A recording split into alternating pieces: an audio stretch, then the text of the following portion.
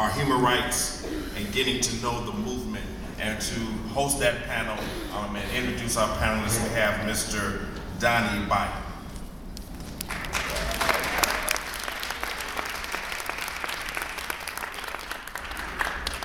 Thanks, Ernest. Thanks, everyone, for joining us this morning for LGBT rights, our human rights, getting to know the movement. My name is Donnie Bierer, and I'm a member of AIUSA's LGBT Human Rights Coordination Group. And on behalf of the coordination group and Amnesty International USA, we want to welcome and thank our panelists for being here with us today and extend them a warm welcome.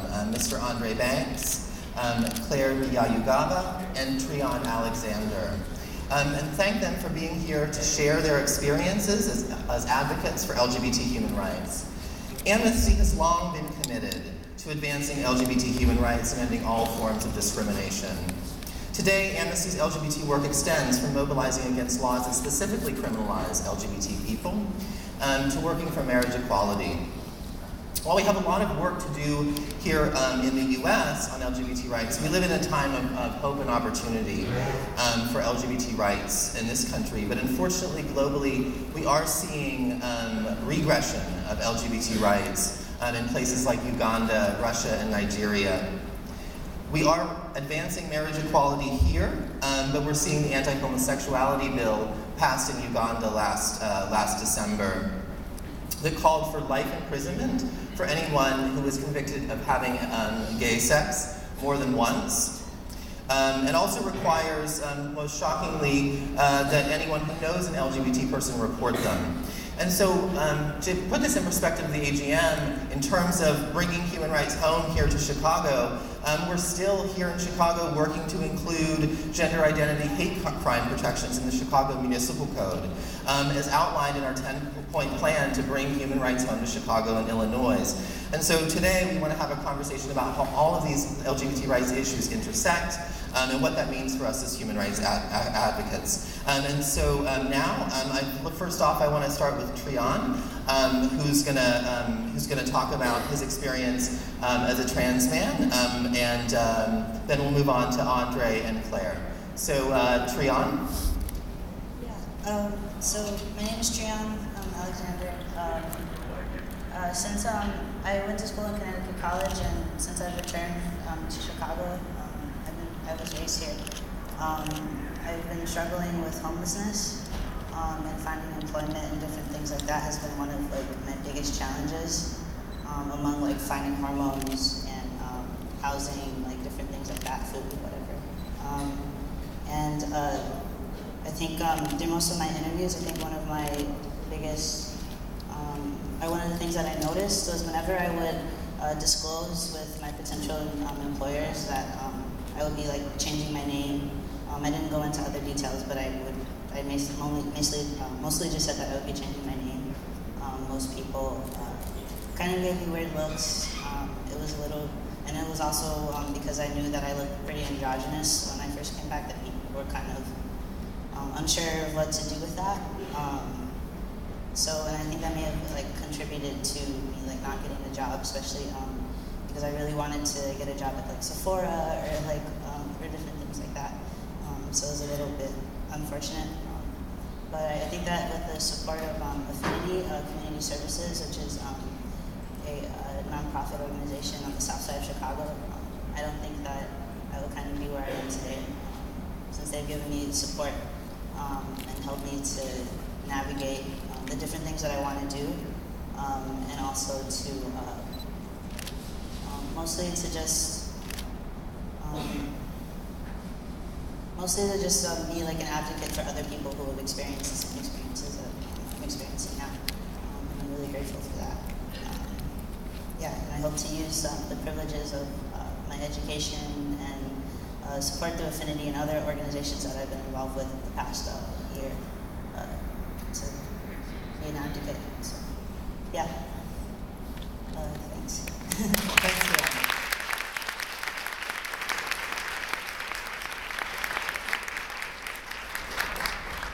And so next, I'm going to introduce Andre Banks, who's the co-founder and executive director of All Out, which has had tremendous success using innovative grassroots activism to mobilize people around LGBT human rights. So, Andre Banks. Hi everyone. Thank you for having me here. I'm so excited to be here and talking with you all. Long before I started All Out, I worked on a number of different issues, from economic justice to public health, and wherever I went in my career as an organizer and an activist, I feel like Amnesty International was always very close by as a partner and an ally, so I'm really feeling privileged to be here to talk to you guys about the work that I'm doing, so thank you. I thought I maybe would just say a little bit about what All Out is and why we decided to start the organization about 3 years ago. All Out started with a basic idea. That idea was that that no person should have to sacrifice their safety, their family, their dignity, or their freedom because of who they are or who they love. No one in the world should have to do that. And we thought that there were a lot of people in the world who shared that idea, and if given the opportunity, would stand up for that ideal, would come together and try to make that vision a reality for the world that we live in, and a reality in our lifetimes, not in the lifetimes of our kids or our grandkids. So the real sort of genesis around the All Out idea was that, if you look around the world in our own communities here in Chicago, I'm from Cincinnati, if you look around the world, what you see are a lot of people who do this thing that I think is the most amazing thing, which is they're seeing something that's wrong or something that's unfair, somebody who's being treated badly, they're being treated badly, and they take that step to speak up. They speak up against enormous forces who tell them to stay silent. And they say, actually, this is wrong. This is morally wrong. This is against the law in many cases, and I'm gonna organize with my friends, people in my community to push back. And when we started All Out, the main idea was that if you're that person, whether it's in another state or in another country, that everybody who shares your values should be there to stand up with you. Nobody should feel that they're alone when they're taking that really powerful stance, the kind of stances that can change the world. So that was really how we got started. What that actually means for me on the day-to-day is that now I get to come to work with about 15 staff people who work in New York and in a few countries around the world, and we work with the 1,926,101 most amazing people, and those are All Out members. So those 1,926,101 people are in every country in the world, and they have shown that they'll do just about anything when we ask, if it means standing up for equality and supporting individuals and organizations who are leading that fight, whether it be in sort of their state, another state, or in another country. A couple of quick examples of some of my favorite examples of this. We ran a campaign about a year ago around a dozen guys who were in Iraq, and they had worked with a couple of human rights organizations to sort of let them know that they were in danger of imminent violence or death, either from their families or in their communities because they were LGBT or perceived to be LGBT. And we had the opportunity to go to All Out members and ask them if they would make a small donation to help us fund this NGO to get these dozen guys out of the country and on the pathway to permanent resettlement in a place where they can be safe. So we sent out an email. Does anybody get All Out emails? Awesome, thank you. Keep reading those. So somebody got this email, and basically in about 3 days we were able to raise the $60,000 that we needed to help get these guys out of the country, and now they've all been resettled. But what was really amazing was that when we started looking through the donations, a lot of people gave $15 and $20, amazing, thousands of people did that. And then one person from Norway gave $1,000. Like out of nowhere, like somebody who we'd never heard of before. So I wrote that person an email, and I was like, that was very generous of you. You just gave me $1,000 when I wrote you an email. That doesn't happen every day.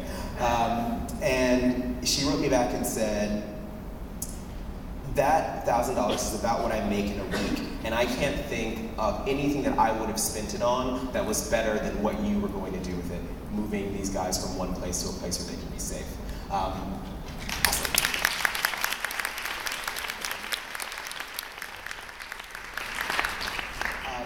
And when we sort of talk about our work at All Out, it's really not about us. Most of the campaigns that we take on are based on strategies that are brought to us by our partners who are around the world or here in the US, and really our job is to find ways to take those 1,926,101 people and give them an awesome entry point into helping that's actually helpful, that's strategic, that's timely, and that does more good than harm, and also makes them feel empowered as leaders in this broader and growing movement. So that's been a really important part of the work. I think maybe the last thing I'll say about why we decided to start the organization was that one of the things that we could see, this was maybe in 2009, 2010, was a tendency that happens in a lot of movements where as they start to get momentum, there are various forces that start to try to pull them apart, to actually divide us as opposed to bring us together. And one of the things that I really wanted or hoped for or wished for is that as we see momentum building around these issues, that we feel that the momentum either builds for everyone or it builds for no one. Either we are on a pathway towards full equality and rights for everyone, everywhere, or we're not on that pathway for anyone, anywhere. And it's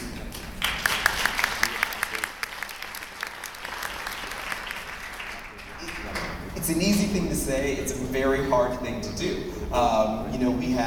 When we say we want to work internationally, we want to work in solidarity, it means that we have to get over a lot of history. We have to get over a lot of inequity in the way that the system that we're working on changing is set up. But I have a belief that if we give people the opportunity to work together, and I think that technology really helps this, it makes possible the work of solidarity and organizing together possible in ways that just weren't possible 5 years ago or 10 years ago. We can actually be on Skype with activists from Peru 3 times a day and coordinate strategies with them and build campaigns that are smart and that win. And that is really, really important. And that, when we started all out, the thought was, if you've got millions of people who are all in this together, who are all hearing the same stories, who are acting together, who are challenging each other, that's how we can sort of make sure that the movement that we see is not only having an effect in some places and for some people, but for all people on all issues, and we actually get to the place where we want to go.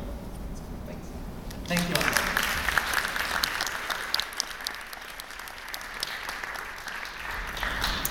Now I'd like to introduce Clare Byarugaba, who is the co-coordinator of the Ugandan Civil Society Coalition on Human Rights and Constitutional Law, which worked tirelessly against the anti-homosexuality bill in Uganda that was ultimately passed late last year. And so Claire's going to talk a little bit about her experiences there. Thank you so much for the invitation. This is a very great space to be in because I consider Amnesty International to be one of our biggest partners. They are very much on the ground, even though they're based in. We work a lot with Amnesty International in the UK, and they have the most important solidarity actions we can get from any of the international organizations we work with. I come from Uganda, as I've been introduced. Unfortunately, our country has decided to persecute gay people. Unfortunately, our country is living on the wrong side of history. Unfortunately, our president has sanctioned state-sponsored homophobia. And for me as an activist, and for me as a lesbian woman living in Uganda, that means I could be sentenced to 7 years in prison or life imprisonment. 7 years just for the work we do as a coalition, as a lead of a coalition. Life imprisonment simply because of my sexual orientation. What that means is my community is living in so much fear. We've had a couple of suicide attempts. We have organizations that are currently under review for promotion of homosexuality. All the organizations that were able to start, structure organizing around LGBT rights have had to stop operation. And that is very painful for us because that means trans men or trans women cannot have support groups. That means health services are in danger. Recently, we had one of the projects that work on MSM issues and that have done very good research on MSM and healthcare provision and service provision towards HIV and AIDS programming. It was raided by police, even though our government had promised that the act wouldn't interfere with one of the most basic human rights issue, that is access to health. But what happened was police came into this project, this organization, and arrested one of the staff members and accused them of recruiting youth into homosexuality and undertaking research that was, regarded as promotion of homosexuality. So we're seeing a crackdown really on the work we're doing. We're seeing a crackdown on our rights, even though our constitution is very clear. We all have rights, we all have human rights, and they shouldn't be debated upon in the first place. Apart from that, we don't, as Ugandan LGBTI people, we don't see ourselves as victims. I am not a victim. I refuse to be called a victim.